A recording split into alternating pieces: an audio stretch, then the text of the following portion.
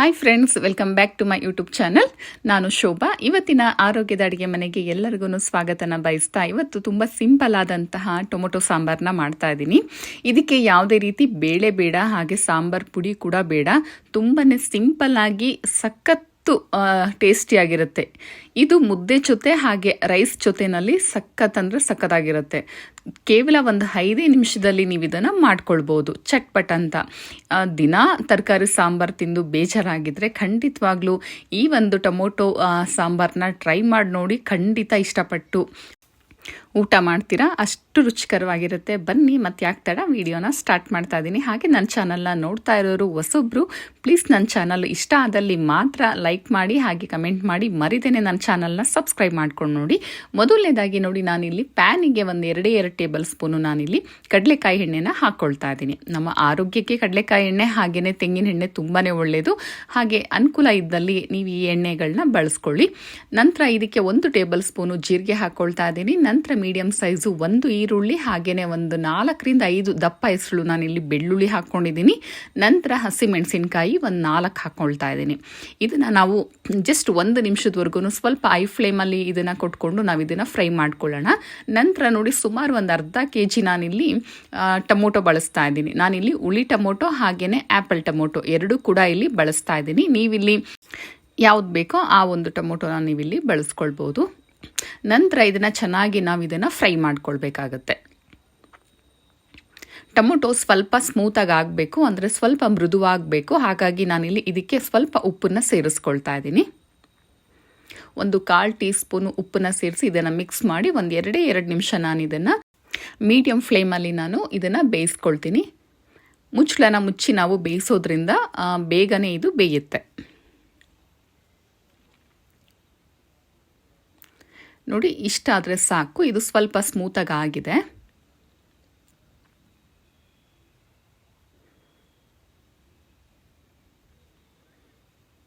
ಇದನ್ನು ಮತ್ತೊಮ್ಮೆ ನಾನಿಲ್ಲಿ ಬಾಡಿಸ್ಕೊಳ್ತಾ ಇದ್ದೀನಿ. ಇದಕ್ಕೆ ಇವಾಗ ಅಚ್ಚ ಖಾರದ ಪುಡಿ, ಇದು ಮನೆದೇನೆ, ಒಂದು ಅರ್ಧ ಟೇಬಲ್ ಸ್ಪೂನ್ ನಾನಿಲ್ಲಿ ಹಾಕ್ಕೊಳ್ತಾ ಇದ್ದೀನಿ. ಹಸಿಮೆಣಸಿನಕಾಯಿನೂ ಕೂಡ ನಾನಿಲ್ಲಿ ಬಳಸ್ತಾ ಇದ್ದೀನಿ. ಹಾಗಾಗಿ ನಾನಿಲ್ಲಿ ಖಾರದ ಪುಡಿನ ಸ್ವಲ್ಪ ಕಡಿಮೆ ಪ್ರಮಾಣದಲ್ಲಿ ಬಳಸ್ತಾ ಇದ್ದೀನಿ. ನೀವು ಬೇಕಾದರೆ ಖಾರ ಸ್ವಲ್ಪ ಜಾಸ್ತಿ ತಿನ್ನೋರು ಹಸಿಮೆಣಸಿನಕಾಯಿ ಇಲ್ಲ ಅದ್ರ ಬದಲಾಗಿ ನೀವು ಇಲ್ಲಿ ಖಾರದ ಪುಡಿ ಕೂಡ ಸ್ವಲ್ಪ ಹೆಚ್ಚಿಗೆಯಲ್ಲಿ ಬಳಸ್ಕೊಳ್ಬೋದು. ನಂತರ ಫ್ರೆಶ್ ಆಗಿರೋಂತಹ ತೆಂಗಿನಕಾಯಿ ತುರಿ ನಾನಿಲ್ಲಿ ಸುಮಾರು ಒಂದು 4 ರಿಂದ 5 ಟೇಬಲ್ ಸ್ಪೂನ್ ಬಳಸ್ತಾ ಇದ್ದೀನಿ. ಕೊನೆಯದಾಗಿ 1 ಟೇಬಲ್ ಸ್ಪೂನ್ನ ಎತ್ತಿಟ್ಕೊಳ್ತಾ ಇದ್ದೀನಿ. ಅದನ್ನು ಆಮೇಲೆ ಹೇಳ್ತೀನಿ ಏನಕ್ಕೆ ಅಂತ ಅಂದ್ಬಿಟ್ಟು. ಇದನ್ನು ಜಸ್ಟ್ 1 ನಿಮಿಷದವರೆಗೂ ನಾವು ಫ್ರೈ ಮಾಡಿಕೊಂಡ್ರೆ ಸಾಕಾಗುತ್ತೆ. ಇದಕ್ಕೆ ಯಾವುದೇ ರೀತಿ ಬೇಳೆ ಪುಡಿ ಕೂಡ ಏನೂ ಅಗತ್ಯ ಇರೋದಿಲ್ಲ. ಜಸ್ಟ್ ಖಾರ ಪುಡಿ ಸಾಕು. ಅಥವಾ ನಿಮ್ಗೆ ಇಲ್ಲಿ ಹಸಿಮೆಣಸಿನಕಾಯಿ ಇಷ್ಟ ಇಲ್ಲ ಅಂತಂದರೆ ನೀವು ಹಸಿಮೆಣಸಿನಕಾಯಿ ಬದಲಾಗಿ ಸಂಪೂರ್ಣವಾಗಿ ಖಾರದ ಪುಡಿನ ಇನ್ನೂ ಒಂದು ಸ್ವಲ್ಪ ನೀವಿಲ್ಲಿ ಸೇರಿಸ್ಕೊಳ್ಬೋದು. ಹಾಗೆ ನೀವಿಲ್ಲಿ ತೆಂಗಿನಕಾಯಿ ಇಷ್ಟ ಇಲ್ಲ ಅಂತಂದರೆ ಒಂದು 2 ಟೇಬಲ್ ಸ್ಪೂನು ಹಾಕ್ಕೊಳ್ಬೋದು. ಇವಾಗ ಫೈನಲ್ ಆಗಿ ಇದು ರೆಡಿ ಆಗಿದೆ. ಇದನ್ನು ಒಂದು 3 ನಿಮಿಷ ನಾನು ಇದನ್ನು ತಣ್ಣಗಾಗೋದಕ್ಕೆ ಹಾಗೆ ಪಕ್ಕದಲ್ಲಿ ಎತ್ತಿಟ್ಕೊಳ್ತೀನಿ. ಈಗ ಇದು ಒಂದು 2 ನಿಮಿಷ ತಣ್ಣಗಾಗೋದಕ್ಕೆ ಬಿಟ್ಟಿದೆ. ಇವಾಗ ನೋಡಿ, ಸ್ವಲ್ಪ ದೊಡ್ಡ ಜಾರಿಗೆ ಹಾಕ್ಕೋಬೇಕಾಗತ್ತೆ, ಯಾಕಂದರೆ ಜಾಸ್ತಿ ಇದೆಯಲ್ವ. ಹಾಗಾಗಿ ನೀವಿಲ್ಲಿ ನಾನು ಅಂದರೆ ನಿಮಗೆ ಕಡಿಮೆ ಕ್ವಾಂಟಿಟಿನಲ್ಲಿ ಮಾಡ್ತೀನಿ ಅನ್ನೋದಾದರೆ ನಾನಿಲ್ಲಿ ಏನು ತೋರಿಸಿದ್ದೀನಿ ಇದನ್ನು ನೀವು ಸಂಪೂರ್ಣ ಸ್ವಲ್ಪ ನೀವು ಇಲ್ಲಿ ಬಳಸ್ಕೊಂಡು ಮಾಡ್ಕೊಳ್ಬೋದು. ಇದಕ್ಕೆ ಸ್ವಲ್ಪ ನೀರನ್ನು ಸೇರಿಸಿ ನಾವು ಇದನ್ನು ನಾವು ಪೇಸ್ಟನ್ನು ಮಾಡ್ಕೊಳ್ಬೇಕಾಗತ್ತೆ.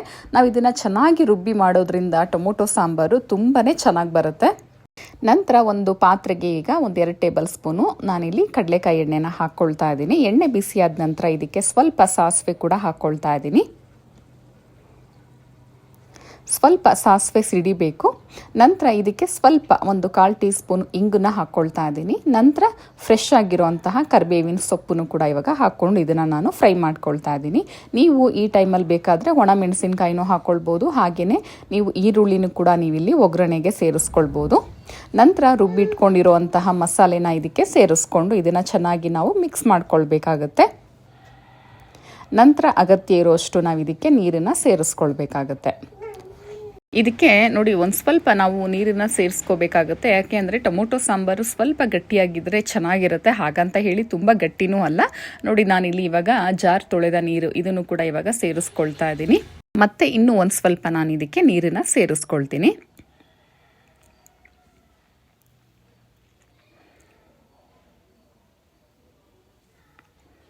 ನಂತರ ನಾನು ಸ್ವಲ್ಪ ಉಪ್ಪು ಹಾಕ್ಕೊಳ್ತಾ ಇದ್ದೀನಿ, ಯಾಕಂದರೆ ಟೊಮೊಟೊ ಬೇಯಿಸ್ಕೊಳ್ಬೇಕಾದ್ರೆ ಅದಕ್ಕೆ ಉಪ್ಪು ಹಾಕಿದ್ನಲ್ವ, ಹಾಗಾಗಿ ನೀವು ಫಸ್ಟು ಕಡಿಮೆನೇ ಹಾಕ್ಕೊಳ್ಳಿ, ಬೇಕಾದರೆ ಆಮೇಲೆ ನೀವು ಇಲ್ಲಿ ಸೇರಿಸ್ಕೊಳ್ಬೋದು.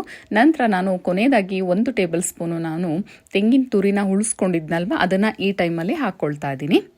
ನಂತರ ನೋಡಿ, ಒಂದು ಸ್ವಲ್ಪ ನಾನಿಲ್ಲಿ ಹುಣಸೆ ಹಣ್ಣನ್ನು ತೊಳೆದು ನೆನೆಸಿದ್ದೆ.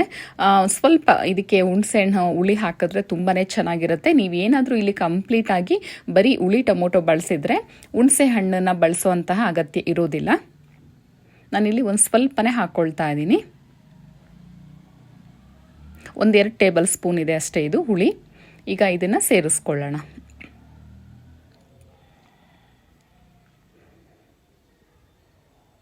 ಇದನ್ನು ಇವಾಗ ಚೆನ್ನಾಗಿ ಮಿಕ್ಸ್ ಮಾಡಿ ಇದನ್ನು ಹಾಗೆ ಬಿಡ್ತೀನಿ. 1-2 ನಿಮಿಷ ಇದು ಕುದಿ ಬಂದ್ಬಿಡುತ್ತೆ. ಇದು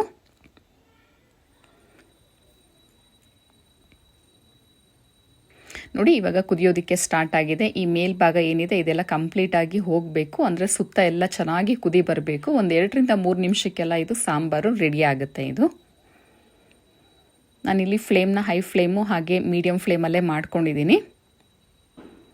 ನೋಡಿ, ಈ ಸುತ್ತ ಏನಿದೆ ಇದೆಲ್ಲ ಕಂಪ್ಲೀಟಾಗಿ ಕುದಿ ಬರಬೇಕು. ಇವಾಗ ಮುಚ್ಚಳನ ಮುಚ್ಚಿ 1-2 ನಿಮಿಷ ಇದನ್ನು ಹಾಗೆ ಬಿಡ್ತಾ ಇದ್ದೀನಿ. ಇವಾಗ ನೋಡಿ, ಕಂಪ್ಲೀಟಾಗಿ ಇವಾಗ ಸಾಂಬಾರು ರೆಡಿಯಾಗಿದೆ. ಇವಾಗ ಕೊನೆಯದಾಗಿ ನಾನಿಲ್ಲಿ ಕೊತ್ತಂಬರಿ ಸೊಪ್ಪನ್ನು ಉದುರಿಸ್ಕೊಳ್ತಾ ಇದ್ದೀನಿ. ನೋಡಿದ್ರಲ್ಲ ಸ್ನೇಹಿತರೆ, ಸಿಂಪಲ್ ಆದಂತಹ ಟೊಮೊಟೊ ಸಾಂಬಾರು ರೆಸಿಪಿನ ಸಖತ್ತು ಸುವಾಸನೆ ಬರ್ತಾ ಇದೆ. ಹಾಗೆಯೇ ಯಾವುದೇ ರೀತಿ ಬೇಳೆ ಮಸಾಲೆ ಪುಡಿಗಳನ್ನ ಸೇರಿಸ್ತೇನೆ ತುಂಬ ಕ್ವಿಕ್ಕಾಗಿ ನೀವು ಇದನ್ನು ಮಾಡ್ಕೊಳ್ಬೋದು. ನೀವು ಕೂಡ ಒಮ್ಮೆ ಪ್ರಯತ್ನ ಮಾಡಿ. ಇವಾಗ ಸರ್ವ್ ಮಾಡ್ಕೊಳ್ತಾ ಇದ್ದೀನಿ.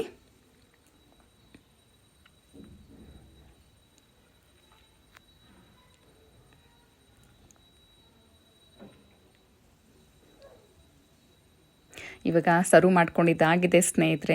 ಮುದ್ದೆ ಜೊತೆನಲ್ಲಂತೂ ತುಂಬಾ ಚೆನ್ನಾಗಿರುತ್ತೆ, ಹಾಗೆ ರೈಸ್ ಜೊತೆನಲ್ಲೂ ಕೂಡ ಸಖತ್ತಾಗಿರುತ್ತೆ.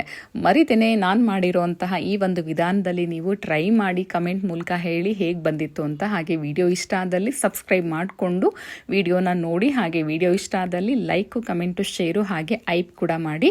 ನಾನು ಈ ಒಂದು ಟೊಮೊಟೊ ಸಾಂಬಾರಿಗೆ ನಾನು ಬಿಸಿ ರೈಸ್ನ ಮಾಡ್ಕೊಂಡಿದ್ದೆ. ಇವಾಗ ಸರ್ವ್ ಮಾಡ್ಕೊಳ್ತಾ ಇದ್ದೀನಿ.